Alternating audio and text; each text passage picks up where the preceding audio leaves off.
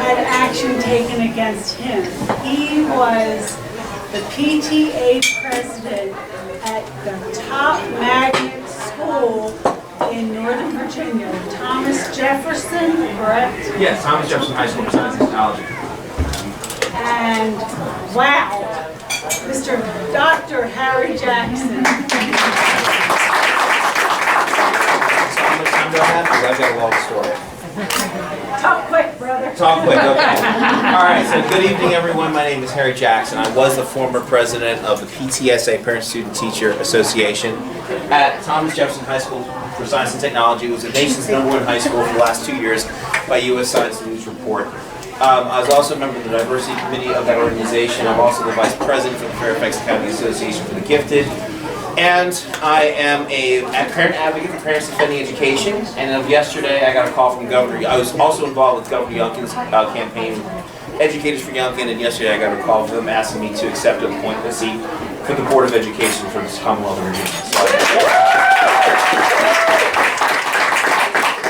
So I'll give you the story about my origin story, okay? And don't forgive me, but for going up for most of my life, I considered myself left of center and a Democrat, okay? You gotta forgive me for that one, okay? But it took this election to actually, again, when it comes to CRT, I think that's one divisive concept that tries to tear us apart. And I think we have a lot more in common. So it was very easy for me to take simply a step over to the right, and that's exactly what I decided to do. And yes, I am getting attacked. For those of you that have your phones, you can take a look at the Daily Wire. You'll see that there's a case where they're trying to criminally prosecute me for libel and slander because I called out at a PTSA meeting 2 years ago an activist that was in the meeting, didn't have a child at the school, trying to get a child alone and trying to get access to other middle school children. And I called that out, and other parents took action, went to the principal responded to it. But because this person had a Twitter war with me and I referenced that in that tweet, they decided to try to prosecute me under an obscure code under Virginia statute for under a chastity statute. Of course, we all know that the current president, Justice Jackson, not related to me, isn't a biologist, which you can't discuss on what is or is not a woman. But I did accuse this person of not being an unchaste woman. So let's talk about this whole concept of CRT, and this is a nationwide movement. Why it's so important? Why does the Democratic Party wants to use this and get rid of standardized testing, which standardized testing really is the answer to identify where the gaps are in the system. And what you'll find is that in a lot of communities, what they've done is that they've degraded course quality to such an extent that the courses do not align with standardized tests, which is why, as a child, you can have an A or a B and then get destroyed in an international test, which is the case that happened with Thomas Jefferson. My son was class of 2026, and when the news came out of the new admittees, he was one of 6, but yet it was falsely reported that there were no black children admitted. I had to stand up and say, whoa, this isn't right. And then I came across some of the CRT activists. They said, we need to change the school, go to a lottery. And then what was really interesting, a little bit about my background, as I said before, I had a little bit of a leftist upbringing. My mother was a 40-year Department of Public Welfare servant in the state of Pennsylvania, so I'm very familiar. I've traveled a lot of these areas. My father, obviously self-made, grew up in South Philadelphia, poor, took a test, went to Central High School, became a judge, was also one of the first black lawyers to graduate from the University of Pennsylvania during the Civil Rights era, so I heard the stories. But now I'm actually living and experiencing it. Now I saw what's going down Thomas Jefferson. It was blatant anti-Asian discrimination. So then I said, okay, well, you should talk to the NAACP about this. Now, you would think that they would do something about this. So you want to know my moment, the truth, okay. I got kicked out of an NAACP meeting. It gets better. I was only one of 3 black people in the meeting. Exactly. So, you'll see an article I wrote, "Do the white and woke actually represent the best interests of the black community?" So what they did is that over the last couple of years, and I was talking to the president before that, his name is Kofi Annan, he's coming on my show, Education Matters. Back then, when they came, you had a lot of leftists that came in, took over the Democratic Party, took over the NAACP, and now they're parroting the Democratic narrative. So whenever you see an NAACP chapter speaking, it's not the black community. It's basically the white and the woke that are speaking on their behalf. And that's where you see not only critical race theory, there's critical gender theory, where you see books like Gender Queer. Has anyone heard about this? Yeah, Page 135? Yeah, so, you know, that's the one, right? Which shows, you know, it's children, so I won't give a graphical description of what it has, but that crosses the line. That's blatant pedophilia. So when this was all occurring and I was running the diversity committee, we had our school board members saying that we have Asian parents paying $15,000 a year in test prep. And I immediately knew that's BS because I was on board. I was also on the board for FCAG, Fairfax State Association for the Gifted. So I knew exactly what all the systems were, all the external providers, what they were doing. There's no way a parent would be paying more than $3,000. But mostly all of them have scholarships because I actually was able to host a conference where all of them offer free and reduced services for students that are in TJ caliber. I also work with the Black Student Fund, that is also dealing with sexual children in the DC, Maryland area, and they're trying to expand their footprint in Northern Virginia.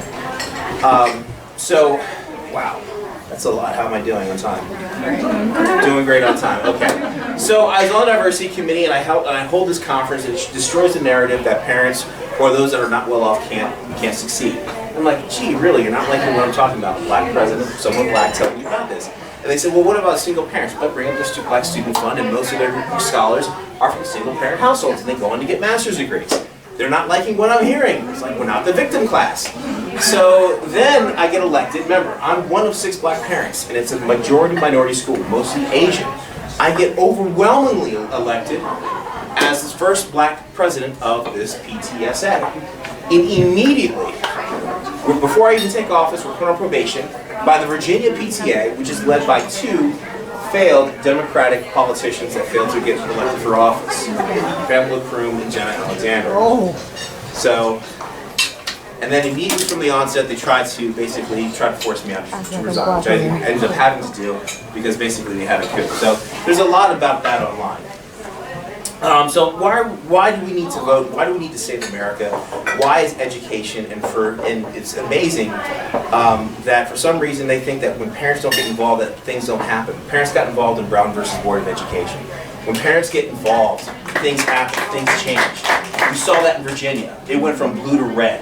It's probably going to stay that way. When they start talking things in Virginia, this is nationwide, when they talk about Virginia Mathematics Pathway Initiative, that's getting rid of all advanced math, all the way up until grade 11. That's ridiculous. That's absurd. They basically want to lower the ceiling and point children towards the floor and prevent them from excelling. That is wrong. That is un-American. Is algebra and above considered advanced math? Yes, it is. My daughter's in algebra 2. She wouldn't be able to take math for 2 years. In Loudoun County, which are our next neighboring county, we have kids that are in geometry. If they took geometry in 7th grade, they can't take a math in 8th grade. Ow. Yeah, it's called holding people back. It's coming. It's coming. It's coming. It's already happened in Virginia, and it's coming to Maryland. And this is basically the hill that we have to die on. This is why we have to fight this ideology that's forcing equal outcomes. Not everyone has equal ability, and that's okay. But you don't say, we're going to force you to an equal outcome. And that's the problem with what their narrative and what they're pushing. And that's why it's so dangerous. Now we talked about the prosecution we mentioned before, what's happened with me. And I mentioned before the case where I now have to appear in Fairfax District Court on Friday, where I had an activist because they wanted to go and groom a child. So I'm like, no, I'm not for that. And then it also goes back. Look at Azra Nomani's Substack tweet where it talks about where I called out a lot of these books, genderqueer specifically. I even had a show on board where I had members from the LGBTQIA plus community, and we talked about both books, Law and Boy and Genderqueer. You know, Law and Boy, they're like, well, it's towing the line. It's like, okay. But then when I go to Genderqueer, they're like, oh no, that's straight pedophilia. That does not need to be in the library. And this is what they're putting in school libraries, in areas where, in libraries where children as young as 10 or 11 can get access to these books. And it's clearly pushing the boundaries. It's pushing the boundaries of what children should understand, what is acceptable touching, which we all teach our children. And they're pushing that boundary. And not only that, but they're doing it in a manner that's very deceitful, and they're trying to groom parents to get trust of these people, and we can't do it. We have to hold them accountable. So in my estimation, teachers, education, the teachers union in particular, they're having a watershed moment. I mean, the law enforcement community experienced this in the 70s, the intel community as well. They are accountable to the public, and we need to hold them accountable. So I'll be around here. I don't want to take up the entire time, but I can answer questions. Please answer. Sure, absolutely. Anybody have any questions for me? Thank you. Mr. Jackson? Yes. Why are they doing it? Control. Keep us divided. I mean, think about it. What do they say if you're anti-CRT? What's the first thing they want to call you, right? They want to call people a racist. Being anti-CRT is not racist. CRT is seductive because it addresses two things: institutional racism and inherent bias, which I think most reasonable people would agree that has existed in our country, or may exist to some extent. But these other elements of CRT are absolutely poisonous. They're attacking virtues and values, meritocracy, individuality. They're calling math as being merit. If they're calling you able, you're calling you racist. If they're calling you attractive, they're calling you a racist. I mean, they call even military children racist. And I'm retired military. So, I mean, I did 20 years in the Navy. So, I mean, there's a lot of problems with CRT pedagogy. It's a framework that is a pathological framework that restricts reason. And I think it's like with anything, it's being pushed because they want power. But as we saw with COVID, that was really woke everybody up. When we saw what they were teaching our kids, when you're sitting in a classroom and you hear a teacher say, "Hey kids, have your parents step out of the room so they don't hear what I'm about to say." What? Yeah. Hey, what? Excuse you? Exactly. We all, think about that, right? I mean, I'm a lacrosse referee. I also do football. I've been doing lacrosse for 18 years. I don't say anything in front of a child that I wouldn't want the parent have to see. I don't talk to kids unless the parent's there. I do the same thing when I do sports as a scoutmaster. But yeah, I think they thought they were going to win votes for this for some reason. Win votes. I don't know. This is bizarre. I mean, it really is. And not only that, but you have other movements that are trying to attach themselves to the struggles of the black movement. That's when we start seeing like the big push for the gender queer theory, this transgender, trying to push parents out of the classroom. I'm sorry. Yes, go ahead. Oh, I'm sorry. You can go ahead and finish. Yeah. I just wanted to see. I think I answered. Yes. Yeah. So a number of us here in Howard County actually filed with our county police officers, or police department, based on 2 state laws and 1 federal law where genderqueer and lawn boy cross the line clearly as pushing pedophilia to children. Right. We were never, at least that I know of, none of us in the group were ever contacted during the investigation, but we received or saw a letter from the state, or our county Board of Education superintendent, saying that the state's attorney conducted an investigation and has determined that there is no pedophilia, and the school system will continue to provide these books. Wow. My question. I will add on to that and say the only reason we found out is because I did an interview for WCBM back in November when we originally did the forum. They sent me an email including that memorandum from Dr. Martirano. Otherwise, nobody would know. But here's my question. Yes. So generally speaking, we have an attorney here, we have people here, very knowledgeable people here. What's our recourse legally?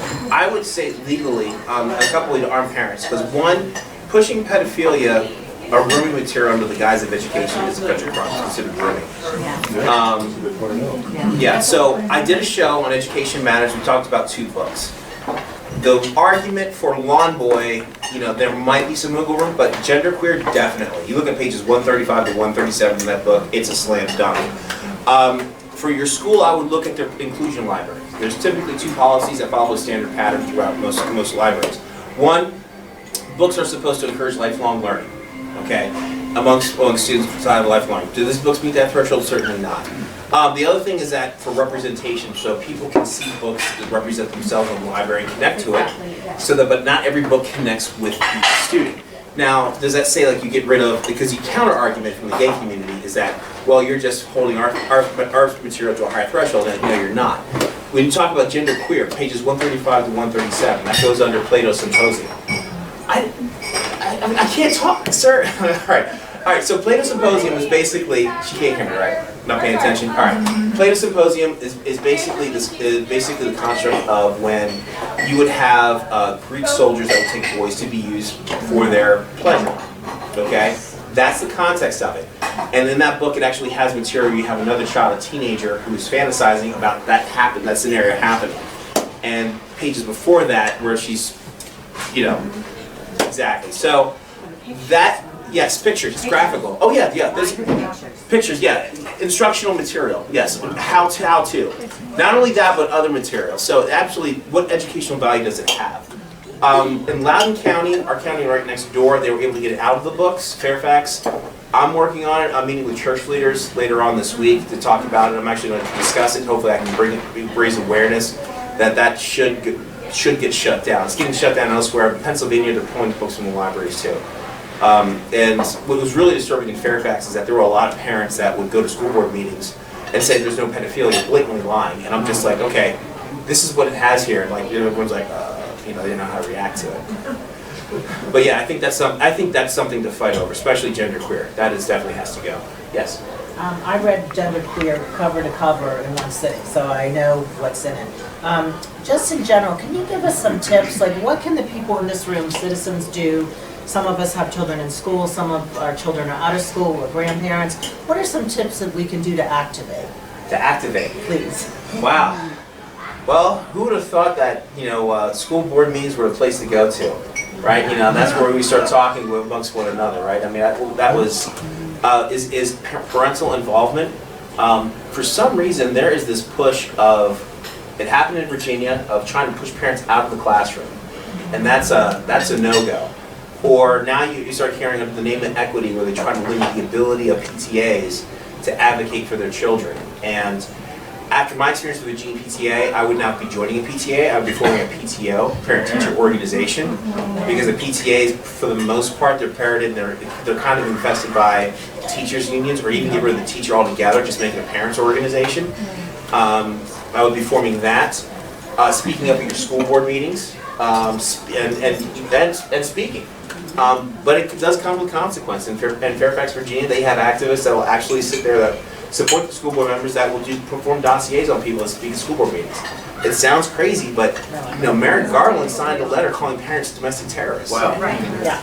And outside of school board meetings in Fairfax County, they had DHS police cars and helicopters above it. There was no credible threat, there was no credible reporting. But it wasn't until that was released by the Daily Wire did that go away. Thank you. So you mentioned you have a radio show. A TV show on usanow.tv, Education Matters. And where do you find that? usanow.tv. Okay. I just wanted to say something real quick to everybody in here. I don't know how many of you are parents or not, but the Maryland State Department of Education does what's called a Maryland State Survey every single year. And I received an email, actually it came through Canvas, through my daughter's email at school. She goes to Mount Hebron, she's a freshman, for this mandatory survey that all of these kids need to take. I had posted something on Facebook in a parents group. A teacher had responded because I said, what is this all about? And he responded back and he said, yeah, here you go. Here's this document specifically from the state. All teachers, because teachers have to take the test too, not all teachers, they have to sign an NDA. I don't know what is going on. That's shady. Right, a non-disclosure. So I called the school last week and I spoke with one of the vice principals. I said, what is this all about? And he just kind of sugarcoated it. And I said, well, here's my concern. I said, my concern is that all these teachers that take the test and or administer this test all have to sign NDAs. I said, that's shady, like something's going on. I do not feel comfortable with this. You do not have my consent for my child to take this quote unquote mandatory survey. I said, what do you need from me so that she doesn't have to take the test? He was like dumbfounded. He said, let me get back to you. Never got back to me. So then yesterday, I emailed him this very nice, lawful looking email stating certain laws and whatever, and basically told him again in written, I said, as the legal guardian, you do not have my consent. And I said, I hold you personally liable to make sure that she goes to student services or, a counselor's office or somewhere else when everybody else is taking the test. So then he responded back and he said, okay, that's fine. So she's not taking it, and her response, so I told her what she needs to do tomorrow when, everybody else is taking the survey. She was like, good. That's just one less survey that I have to take. But, so then yesterday I also sent a PIA to the Maryland BOE to get a copy of that survey.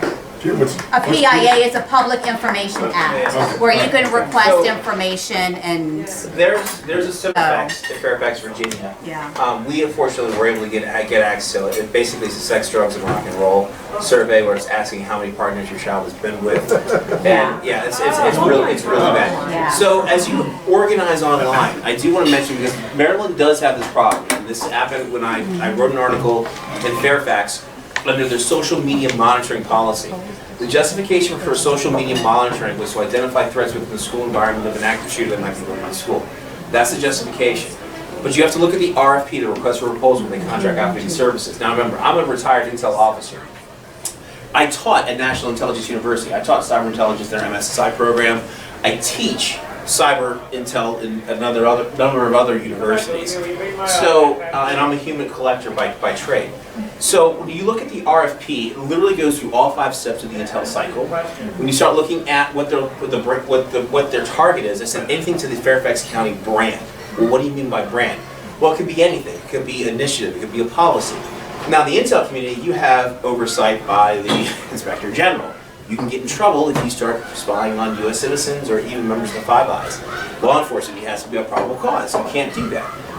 So they basically, essentially, they have required a RFP to actually have an unaccountable intelligence apparatus that can be politicized using open source or OSINT. And that's very scary, because OSINT is not just Google. It really isn't. You have what's known as the dark web. 90% of the data is on the dark web. We use a torrent, getting databases. It's not publicly accessible. And not only that, but when you have the analytical products, there's no discussion on who they share that information with or how it's used to target parents. And we've seen parents get targeted. So Fairfax did that. The Maryland's State Department of Education also has an RFP for the same capability, using the same language. So you might want to take a look at that as well. It's very broad and it's very broad. School boards do not need to be in the business of intelligence collection. That's why that's why they partner with law enforcement. So that is something to be aware of. So who would, under the proposal, who would pay for that?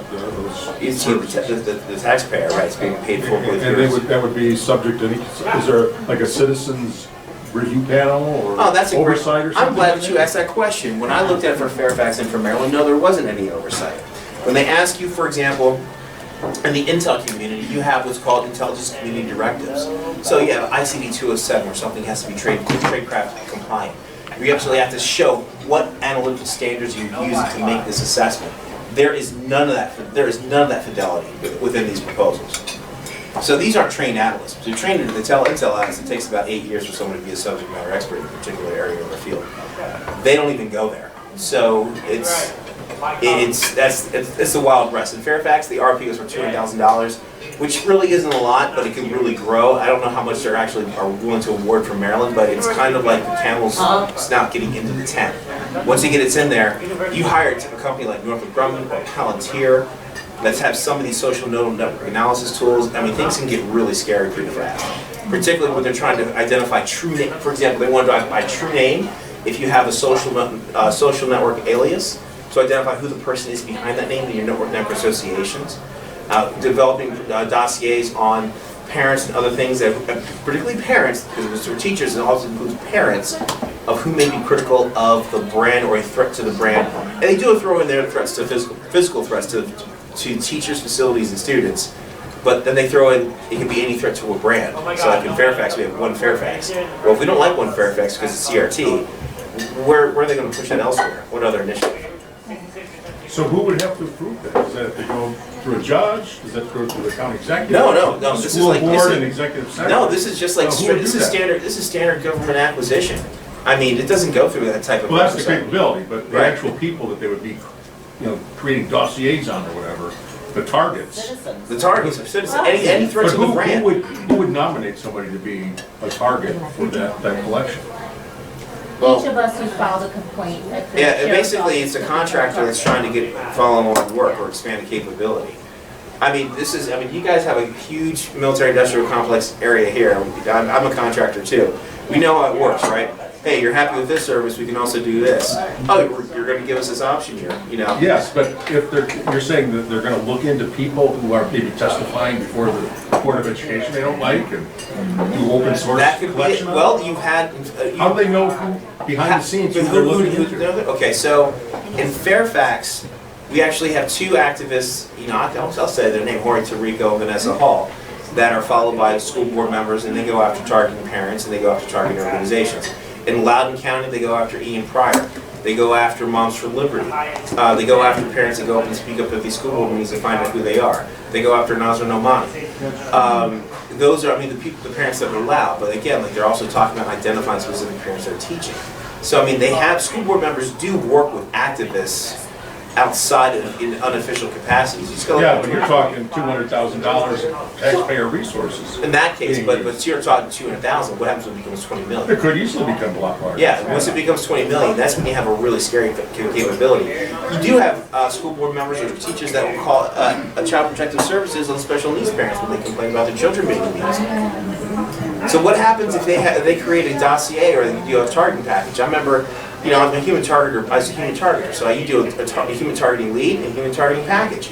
Human targeting lead takes me about 8 hours to do. Human targeting package is about 20 hours of research on a specific person, identifying the placement, access, and accessibility, and all their networking associates. And I can bring that to a collector. It's like, this is a person you should collect, you should actually target. Well, what if you misuse that for a specific purpose and you hand it to a police department? Remember, there's no collection capability, and the worst thing about it, it's not trade craft compliant. And in the RFPs, they mentioned that the vendor does not have to release the proprietary process of which they use to collect that information, and they collect multiple data sources that tie into student services. They can use your kid as a collector, which, you know, in the black world, that's fair game, right? But you're also supporting a mission, a national defense mission. This is a school district. Why are they doing that? Yes. Before you scare everybody into non-action, I just wanted to make Okay, sorry. No, that's why we have to have I action. believe a parent body not ready to do anything. I just wanted to mention that because the more you say, the more people are like, oh my God, what could they do to me on my taxes and all, like the fear factor. But critical race theory comes from critical theory. It's a Marxist movement. It is here. We all know that. They infiltrate the schools. It started in the colleges. Now it's in all of our schools. And their goal is to lie about our history and all of that, make them hate this country, but also to separate the children from the parents. Yes. And so we all know that this gender and all of this issue is in these books. It's all about sucking your kids away from the parent, the family, and completely destroying the family unit and faith in the United States. And thereby it will take down the country, just like this. But Moms for Liberty really is a great organization. And I don't have children in the school district, but I'm passionately and wanting to be engaged with other parents because there is strength in numbers. Moms are tough and we can come at this together, but I don't have a network here. I'm not part of the group. If somebody wants to start this fight and start to do it, there are organizations that have the wisdom, have the blueprint. Moms for Liberty is a fabulous one. DailyCloud.io with Dr. Naomi Wolf has a webinar with a lawyer who helps teach you how to sue your school boards. And I'm in a private school, so you can't really sue school boards in a private school, but you can in public schools. So there's a lot of weaponry out there for parents. But one of the things is to connect and create your organization of strength. And there's strength in our numbers. Well, you do have the issue of the wokeness doing infiltrating private schools as well. Oh, no, I mean, Flint, we can talk, yeah, Flint Hill. It's in mine. I just can't sue my school board. That's all. The other thing that's about this thing is that there's resistance across communities. It does not have broad support.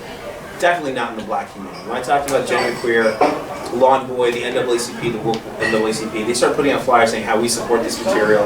I went to every black church, I went to every black barbershop, and nobody black showed up to any of these rallies. I mean, they got shut down. I mean, really fast.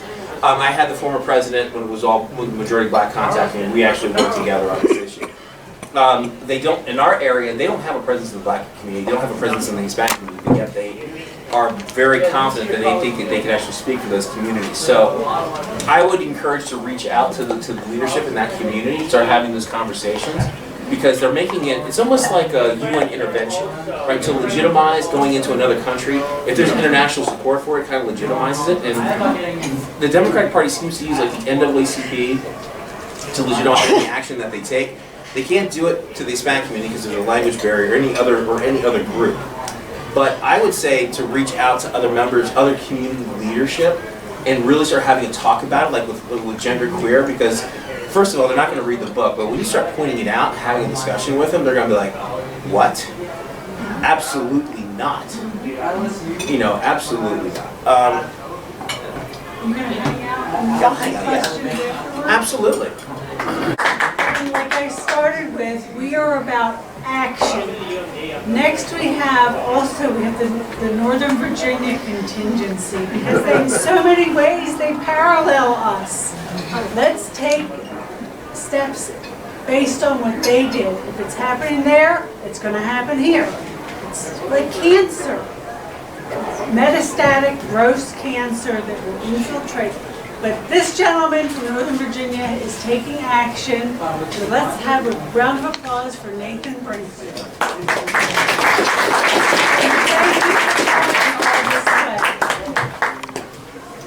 And he's so devoted, he even brought his beautiful daughter. The bunny ears over there. She loves Easter and bunnies. Well, thank you so much for the invitation. It's so encouraging to see a crowded room of folks banding together to push back against the insanity that it sounds like you're contending with, just as we are in Northern Virginia. You heard from Harry. He's just phenomenal, and I can't tell you, as a Virginian parent, how thrilled I was to hear that we're going to have Harry's boys on the Virginia Board of Education. It is desperate. Thank you. You made my night, made my week, month. I hope you make my year. I just beg you to start taking a hard look at Arlington Public Schools, because it is a hot mess, and that's a charitable characterization. I do have a third grader, as you can see, in the audience, and I've got a sixth grader at home, and ever since kindergarten, they've been in the Arlington Public Schools system. I had no illusions about the jurisdiction's leanings. It's decidedly left of center, deep blue county, but until recent years, it wasn't totally unhinged. I think a lot of it started in reaction to the 2016 election. I remember getting emails to parents from the Arlington Public Schools system referring to the events of last week. It was reminiscent of references to 9/11, you know, and they immediately went into full resistance mode and started sending out press releases and authorizing the expenditure of dollars on lobbying against the agenda of the new administration. And it just seemed to me that they were losing their focus. They're getting a bit out of their lane, so to speak. As a parent, I'd like my school board focused on core academics and, of course, school safety. Although back in 2016, I didn't think of my public school system as particularly unsafe. Now, things have changed, and I believe it is the logical result of this ideological drift that seems to have started in response to the 2016 election, which they did not like, and then in the summer of 2020, it just went into overdrive. We started getting emails, as I imagine you folks here did, talking about how the school district is committed to combating systemic and institutionalized racism, which on its face is laudable, but the more you listen to them, the more you understand they're looking at it from a very narrow ideological perspective. I remember getting an email from my children's elementary school principal. I doubt she wrote this email. I haven't FOIA'd this, but I would not be shocked if every principal in the district was presented with this letter and told to put their name on it. It certainly didn't sound like the principal that I knew and still to this day respect. My kids' elementary school, although it is under the jurisdiction of the school board, for a while felt almost like a charter school. It was an oasis of relative sanity in an otherwise very progressive district. But even that has been chipped away at from the school board. This school of choice that you have to enter a lottery to get your kid into is called Arlington Traditional School. And as the name suggests, it was less enthralled with ideological trends, and it stuck to the tried and true. It always emphasized phonics, for instance, when the rest of the district was focused on what they would call whole language or balanced literacy. And as a result, by focusing on proven academic instruction coupled with an insistence on good behavior and character, they created a school culture that was the gem of the district. And I would contend one of the best public schools under the jurisdiction of a school board in the country. I feel like it's losing that competitive advantage because the school board saw this center of excellence, which, by the way, basically eliminated the so-called achievement gap along demographic or racial or ethnic lines, which has vexed school districts around the country. You would think that a school board would look at this example in their own district and ask, well, what are they doing right? How can we replicate this? But instead, they want to make this school more like the rest of the district. I presume for ideological reasons. It just wasn't as progressive from their perspective, and therefore it had to be made to assimilate to the rest of the district. And as Harry said, during the COVID years, which coincided with the social upheavals, the woke revolution of 2020, this school just went into overdrive in terms of wokeism. And I really was in for a rude awakening when I toured my son's new middle school. Middle school orientation day. I went to the parents' presentation, the kids had their own presentation, and the principal was very boastful about this new emphasis on social emotional learning. We're going to have SEL instruction twice a week, and it's going to usher in this new era of peace, love, and harmony. And it was presented as the panacea for all that ails our traumatized students. You hear a lot about trauma now following the pandemic.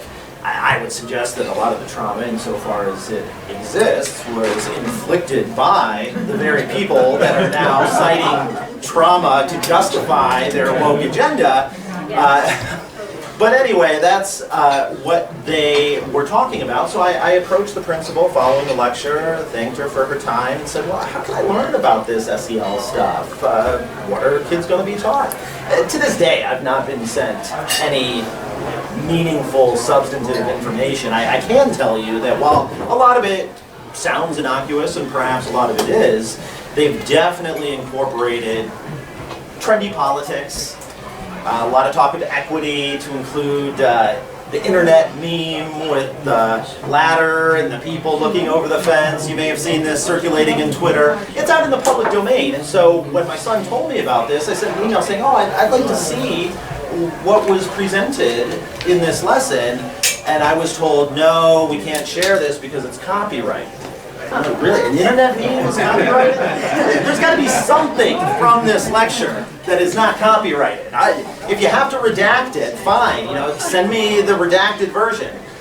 So far, I've gotten nothing. But really, that's the least of my concerns now. But just to give you an idea of how woke and how heavy-handed the propaganda is in this middle school in Arlington, Virginia, named Swanson Middle School.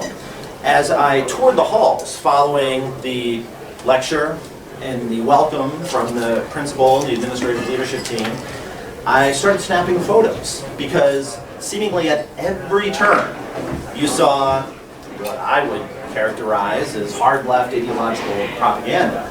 A lot of it had the names of leftist organizations. And when I say hard left, I don't think I'm embellishing.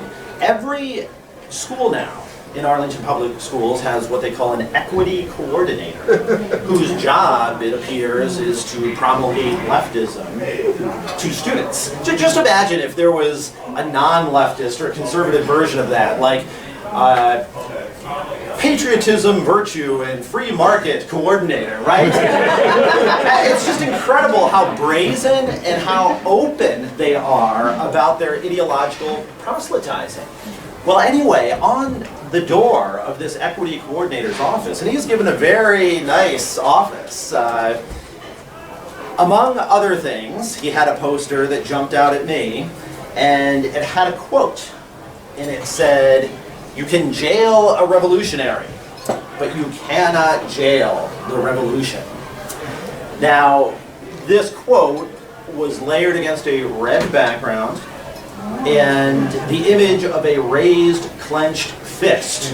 So I just had a sneaking suspicion that wasn't a reference to the American Revolution. Like this wasn't Thomas Jefferson or George Washington. So I took a picture, and I later Googled that quote. And sure enough, it's attributed to a self-identified Marxist-Leninist by the name of Fred Hampton, who, by the way, died in a shootout with police, which I guess gives him street cred among Arlington middle school educators. And I found the entire speech from which that quote was taken. It's apparently one of his more celebrated speeches in Marxist circles. And in fact, I found the transcript of the speech on a website called, I believe it was Marxism.org. And immediately following that "you cannot jail the revolution" line, immediately after he said, "Kill a few and you'll get a little satisfaction. Kill some more and you'll get some more satisfaction. Kill them all and you'll get complete satisfaction."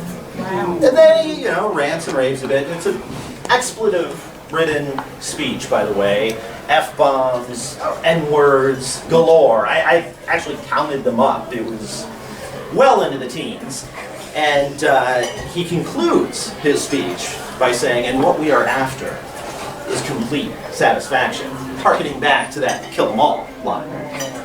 Evidently, this is what passes for motivational rhetoric in Arlington, Virginia's Swanson Middle School. And I'm afraid that isn't a one-off, because I started paying more attention to what the official Twitter accounts of this school district were tweeting.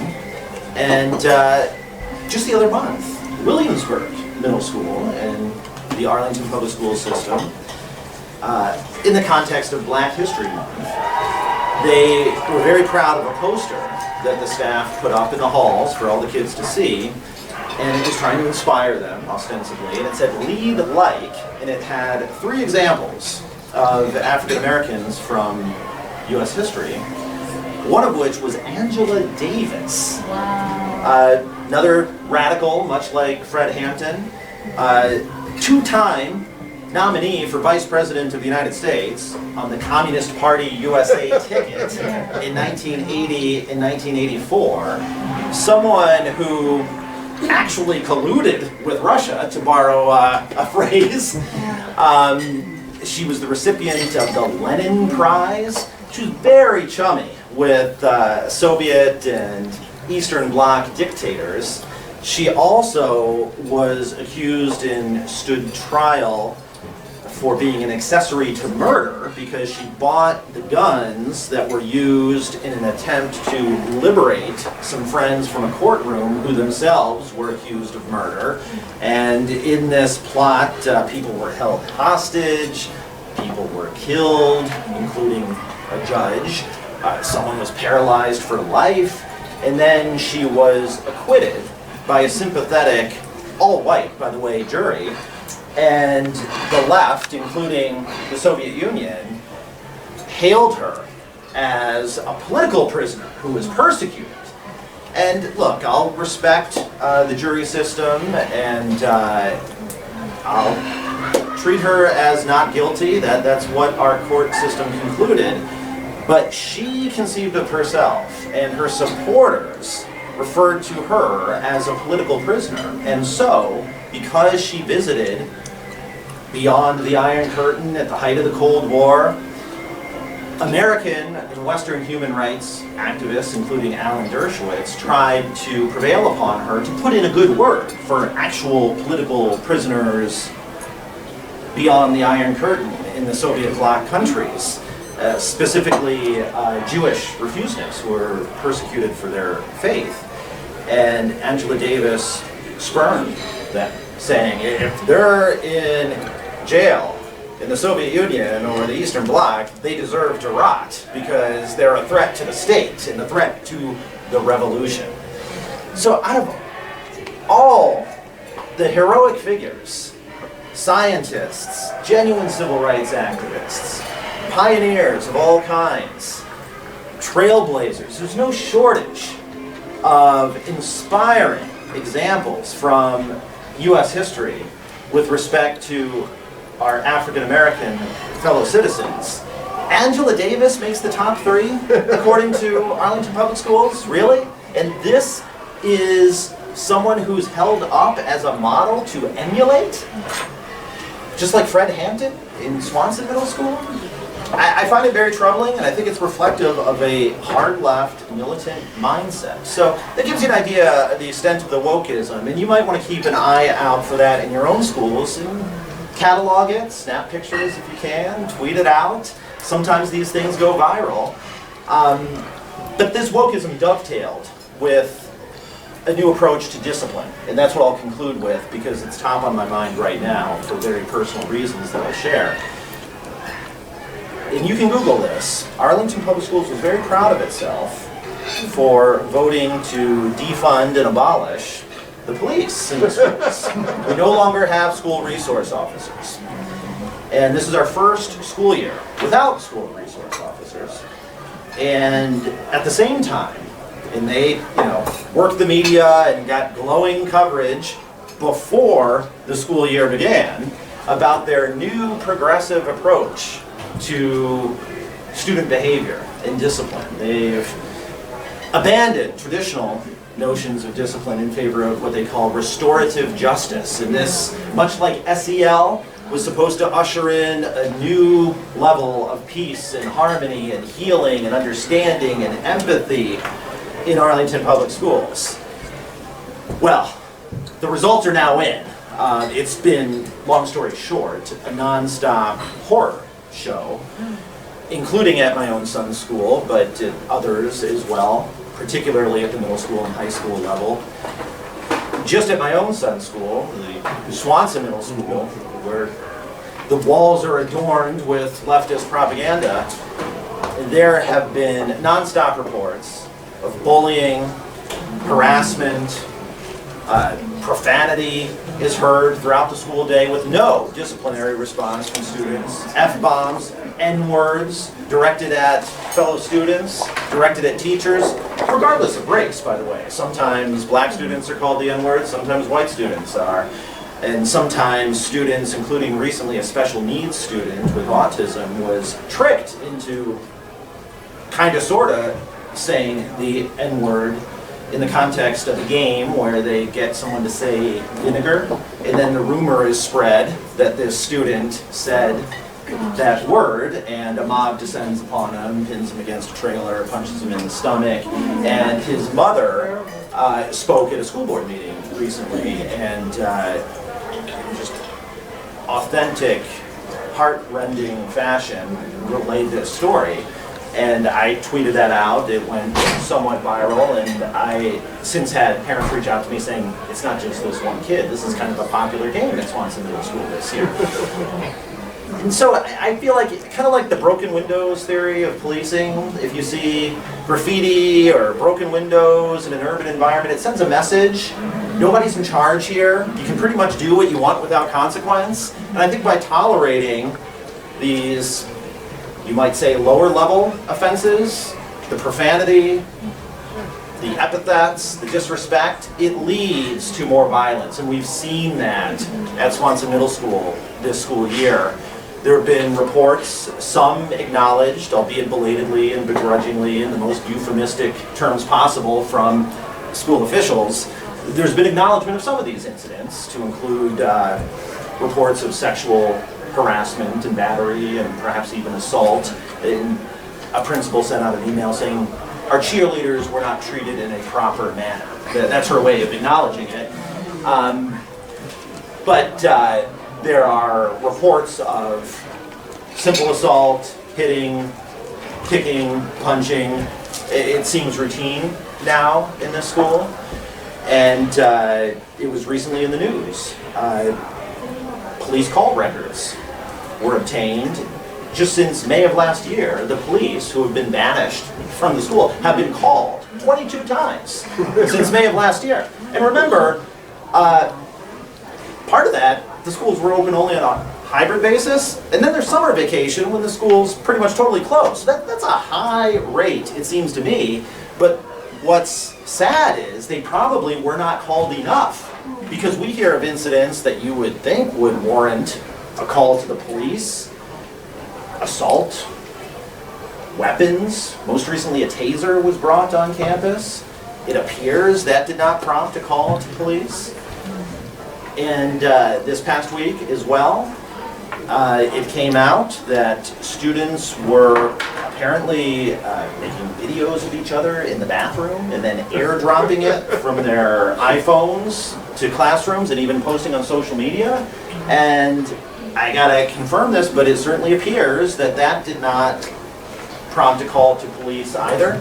And that's really shameful, because time is of the essence in situations like that, right? You want to confiscate devices, remove things from social media, and we're entrusting a school administrator to do what probably law enforcement should be doing. And to make things even worse, and I'll wrap up with this and why I feel an urgency when it comes to student safety. It turns out, according to dozens of parents that have reached out to me since I was interviewed by Fox 5 DC just on Friday about the latest revelations,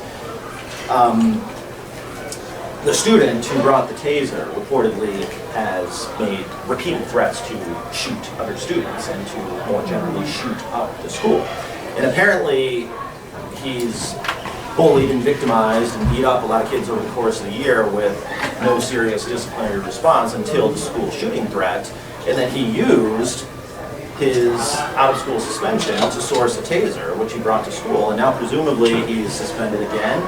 And parents are asking, well, what's he sourcing and plotting now? The school still has not acknowledged the school shooting threats. And parents, by the way, across the political spectrum from all walks of life, this is the People's Republic of Arlington. I dare say 90% plus of the parents that have reached out to me are Democrats. I had a half-hour conversation with a mom from Swanson Middle School just yesterday. She runs a progressive digital consulting firm, okay? But she wants a police officer permanently stationed at Swanson Middle School. As it turns out, whether you're Democrat or Republican, Christian, Jewish, atheist, in a traditional marriage, or a lesbian mom married to another woman, and I use these examples because these are real examples of fellow parents that I've talked with who shared these concerns. You'd be hard-pressed to find a parent, no matter their worldview, no matter their political affiliation, no matter their lifestyle, who wants to see their child die at Swanson Middle School before the school year is over. And so this is galvanizing parents in a way that I've not seen before.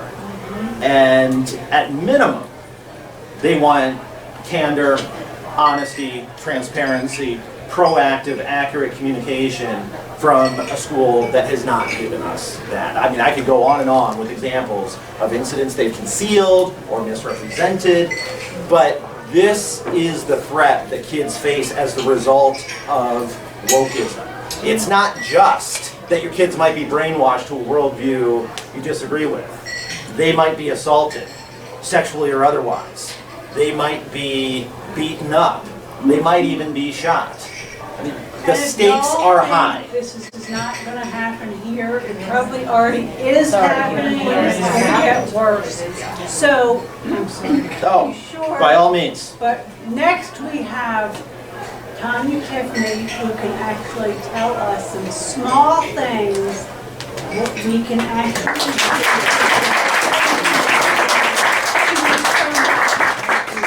And thank you, beautiful bunny ears, for putting up with us. Thank you all, and I look forward to the next presentation. Thank you. Okay, so Harry and I are going to agree and disagree at the same time. Okay, so first, I'm gonna have a different hat on than I'm gonna have next, okay? I come from a background where I had a conservative political group. We used to hold 2011 through 2015. We would host conservative conferences in Annapolis every other year. So, have been around for a little bit, had no clue prior to 2010 what the heck I was doing. Still, I only know a little bit, just gonna say. I'm not a political activist that's paid. I just jumped in not knowing what to do because I had to do something, right? That's like a lot of us. Over the years, the trainings that I've gone to a bunch of the Institute on the Constitution stuff. That's really good. I've been through Republican conferences and stuff like that. I was president of the Republican Club for a little bit. I've been on the PTA Council on and off for 10 years now. The best training I have found is with the Center for Self-Governance. Because you can do and grab Democrat, liberals, it doesn't matter. They take away the us versus them. That is the paradigm shift that they purposely make, is to take that away. Now I'm coming at this from being a conservative, being a Republican, and I'm telling you, this is the best that I've seen. They have had fantastic results with Democrats in other states. So I'm just want to let you guys know that, okay? So, I'm now putting on my PTAC hat. The PTA Council of Howard County. Now, this is where Harry and I agree and disagree, okay? He comes from a PTSA background. There are ways to utilize the PTA and the PTA Council. It's not going to get you everything you want. It's not. There will be a coup, but you can reverse the coup, and this is the time to do it. So, the PTA, I'm sorry, I'm supposed to start the slideshow, aren't I? Okay, so, why is the PTA worth the efforts?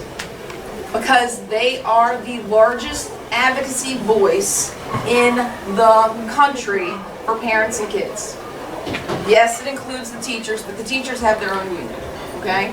The most important thing to know is that they have and have had the largest voice for 125 years. Right now, yes, they are run by people that we do not agree with. Not the unions, but people who agree with the unions, for the most part. But that's not everybody, and that's not at the local level. So keep that in mind. All right, so I'm just gonna keep on. So the PTA has an advocacy voice at the county council, at the board of ed, the county council, and the state legislature, unlike any other voice. Now, a regular parent group is easily ignored, unfortunately. Even a local PTSA voice is easily ignored. A council voice is not as easily ignored because you are representing the entire county. However, getting all of those voices to agree with you is really hard. I'm not gonna lie. It is really, really, really hard. One of the biggest benefits is for the local council level is that every single school system has policy review committees every single year. Our PTA council here in Howard County has a seat on every single policy review committee. If you really want to know what is happening and how it may or may not shift and how to change it, that is one of the ways that you can do it. This Thursday at our Board of Education meeting, probably right around 6 o'clock, is going to be the announcement of all the policies that are up for review next year. That's going to start at the end of this school year. Some of those policy committees will start meeting over the course of the summer. Just letting you know. But PTAC, we're always looking for volunteers to sit on these policy reviews. There are a lot of policy review committees that don't have a voice because we don't have the volunteers. How do we become one? Join PTA. Who can become one? Can someone who's not a parent in the school? Yes. Yeah. I will get to that. Thank you. Okay, so a little bit about PTA hierarchy.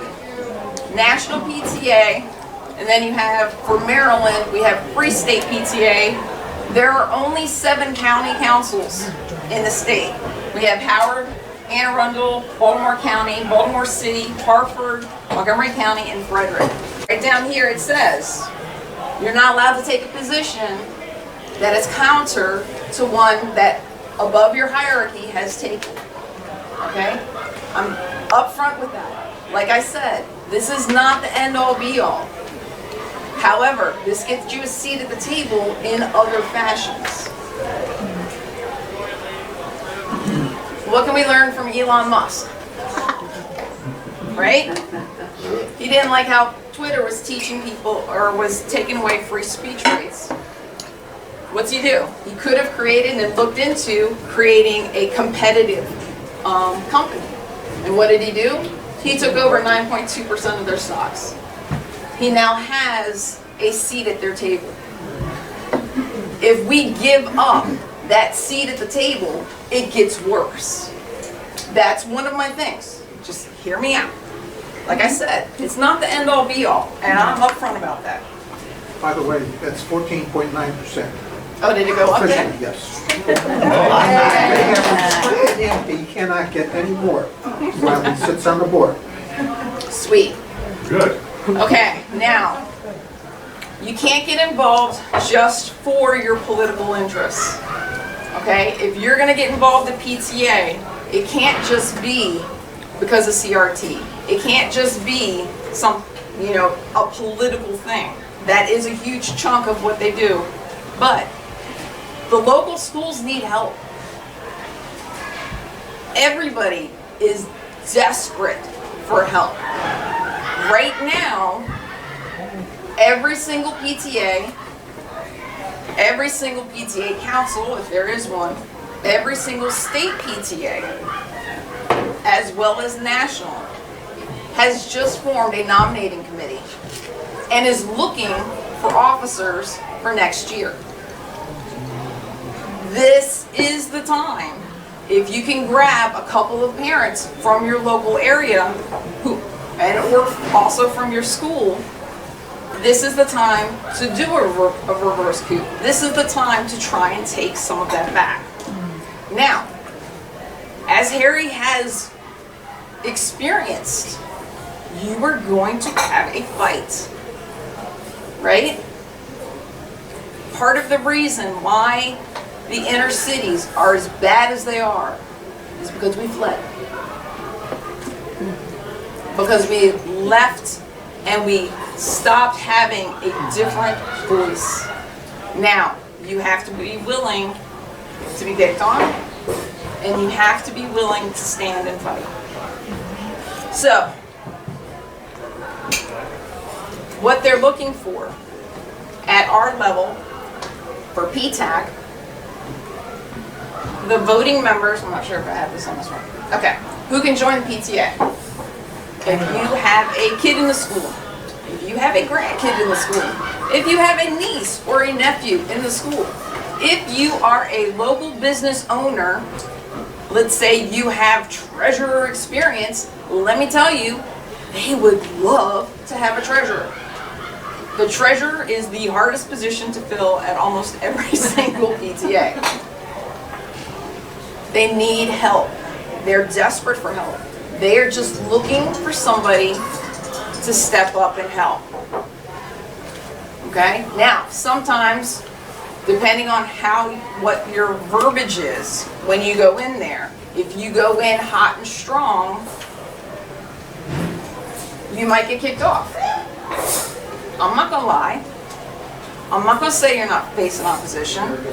Part of how you handle this and how you talk is going to be very, very important. Okay. At PTAC, so this is local, PTA Council for Howard County, we have 3 voting members from every single school. There's 2 PTA Council delegates and the president. Now, most schools can't find 2 delegates. My local school doesn't have any. It's me. I'm the PTSA president for Appleton. So, you know, like every other school, you know, there is an absence of volunteers. That is one of the hugest things that I think happened when the huge feminism wave hit. All of our volunteers went to work. And all of these local organizations, churches, schools, the PTAs, they lost so much of their volunteer network. For good reason. I'm not saying women shouldn't work. I have a part-time job. But that is one of the realities of what happened. So, like I said, PTAC has a seat at the table for all of the policy committees. We testify before the Board of Education. We testify before the County Council, the Howard County State Delegation. I testified in Annapolis a couple of weeks ago. Okay? We have a voice. Legislators know us. You have to develop relationships. You have to be able to work with them, whether you agree with them or not. It doesn't mean that you have to sell out. These are all of the meetings just this month that we are attempting to watch. Okay? And this is just Board of Education and County Council meetings. We are in the middle of the budget session, and this is what we are attempting to watch. Right now, there's 3 of us. You want to talk about how easy it is to get on the legislative committee for PTAC? That right there should help show you how and why we need help. What pattern do you see? Okay, when Common Core was first introduced, the PTAC president at the time, Christina Delmont Small, hosted a forum to make sure that all sides were talked about. We didn't give a particular side, but this was our way in a very liberal, this is liberal la-la land, to make sure that parents had all perspectives, not just one perspective. When it was discovered later on, several years later, that there was a mold issue at Glen Elk High School that was being covered up, I gave a presentation at PTAC with the help of a woman, Vicki Cutronio. Where does that name sound familiar? Vicki Cutronio, later on who became the PTAC president, and then later on when she continued on at the Board of Education, helped to reestablish indoor air quality control committees at every single school. Christina Delmont Small, once she got elected to the Board of Education, was able to help fire Dr. Renee Foose, who was the superintendent at the time. Now, granted, we paid out the wazoo for it, but we got rid of a really, really bad superintendent, and that was agreed upon from both sides of the spectrum at the time. Okay? So, other things that we have done at PTAC.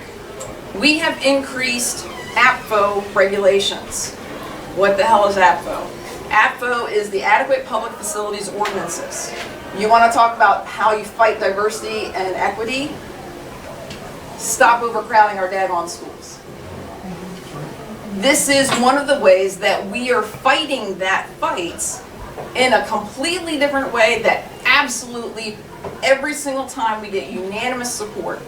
Because if you get those kids out of the trailers and you get the school to be at 100% capacity as opposed to 140% capacity, you are already going to have a better school. But yes, you still have to fight other fights. How about charter schools instead of just throwing money? There aren't any charter schools in Howard County. We have private Thanks schools. in parts of the PTA. Right. Well, yes.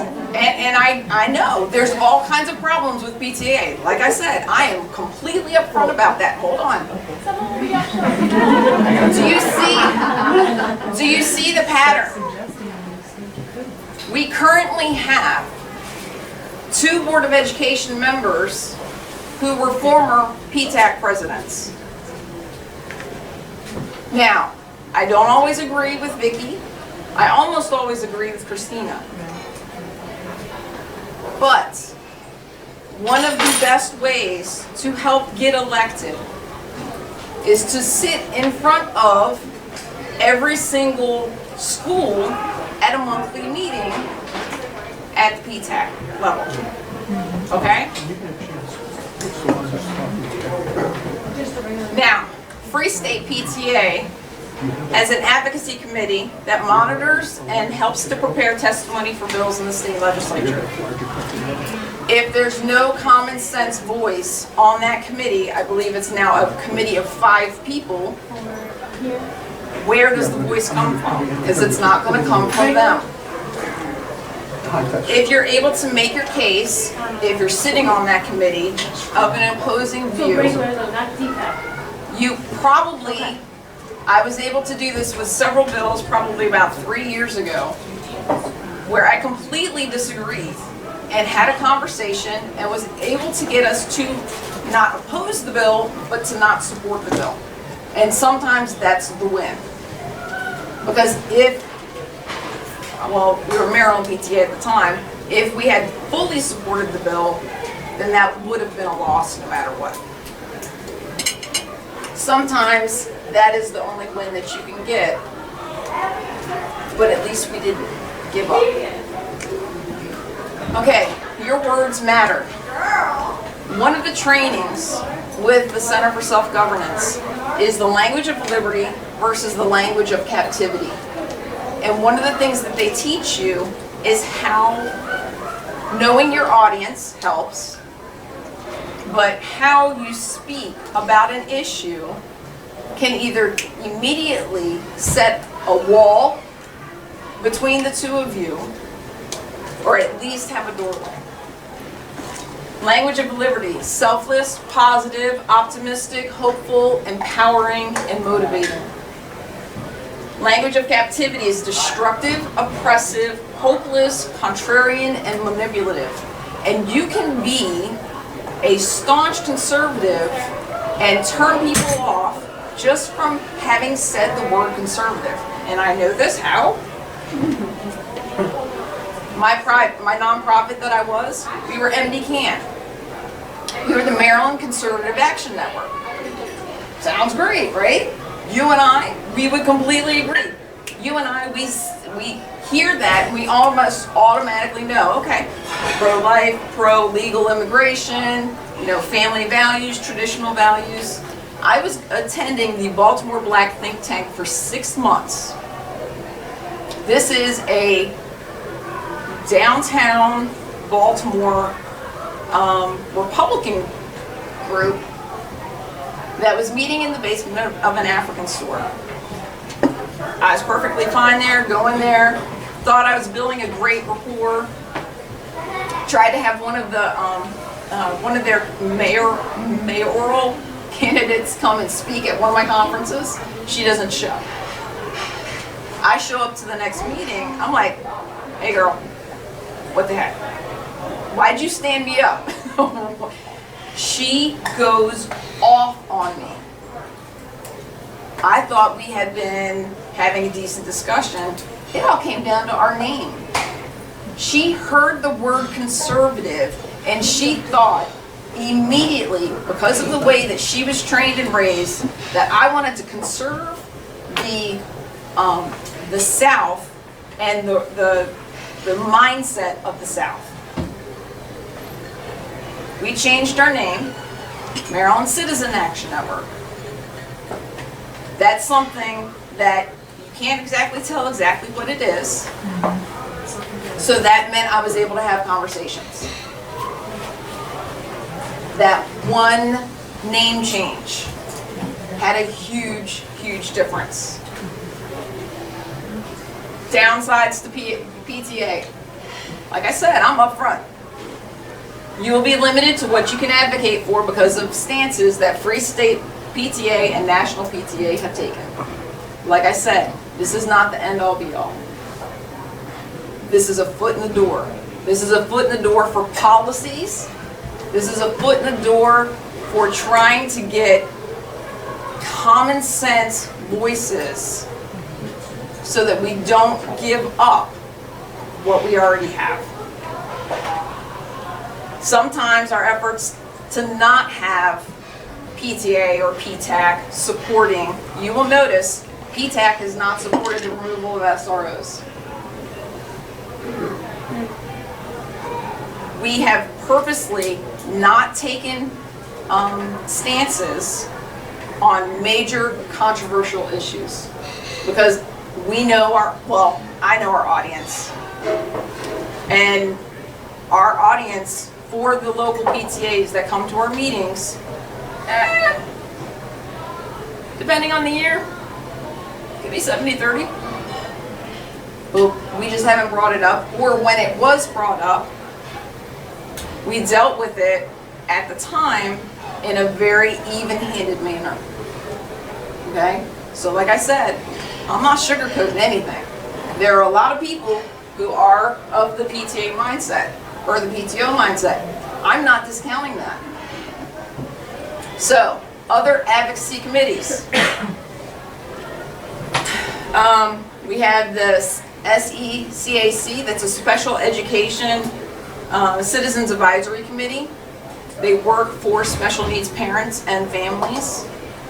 There's also the CAC. Right now is a hot mess. We have plans for that, so stay tuned. Yes, stay tuned. Stay tuned, and we need all hands on deck when the time comes. Okay, got it. More about that later. One of the biggest lessons that I have learned over time is balance. Okay? Balance is a myth. It is very, very hard to have balance. However, if you got little kids at home, they are your top priority. You do not stay away from them any longer than you have to at night. Because there will be times, yes, they have to see you taking a stand. Yes, they have to see you active. But you have to make sure that they are still going to come to you when they're having problems at school, and not that they're going to feel neglected by you. Okay? They have to see that. But they also have to know if you're being active on their part, they have to know that they still come before the activation or activism that you're doing. They have to feel that. That's one of the reasons why next year, much to the chagrin of my youngest, who's a freshman, I'm going to be doing volunteer coaching. I'm not going to be a PTAC. I'm going to be a volunteer coach for my kids' high schools, because I know I can only handle so much without it completely overrunning my family and the way that I am with my family. And they are my priority. They are the reason why I am there. So I have seen marriages go on the rocks, and we don't want that, because that is the other way that they win. You have to keep that family together, because without that, we got nothing. But the PTO, I don't discount. And there have been plenty of times, especially when Maryland PTA was going crazy, and they had been going crazy for a really long time, and I'm glad that National broke them up because they were corrupt beyond belief. So, what are we doing to strategize, to mobilize folks, to make this movement possible? We're networking. We appoint a person to organize, and have the time to organize. We need to get good candidates elected into office, be behind them, let them be our voice, and we can be there with a pitchfork, prod them forward, saying, this is what we want, y'all better do it. One of the problems that we have had, and I say that as a conservative, is we focus on getting people elected, and then we abandon them. We don't give them the power or the activation to legitimize their stances. Christina Belmont Small is an example of that. She's been fighting the good fight for years. She has been abandoned, just about. She needs people contacting her with their concerns. She needs legitimacy to bring matters up to the school board. Because yes, we are facing a slew of PFLAG, GLAD, all these other organizations who are bombarding the Board of Education, the County Council, all these other groups. Black Lives Matter. Black Lives Matter, NAACP, they're being bombarded with these requests for equity and diversity and stuff like that. Remember who these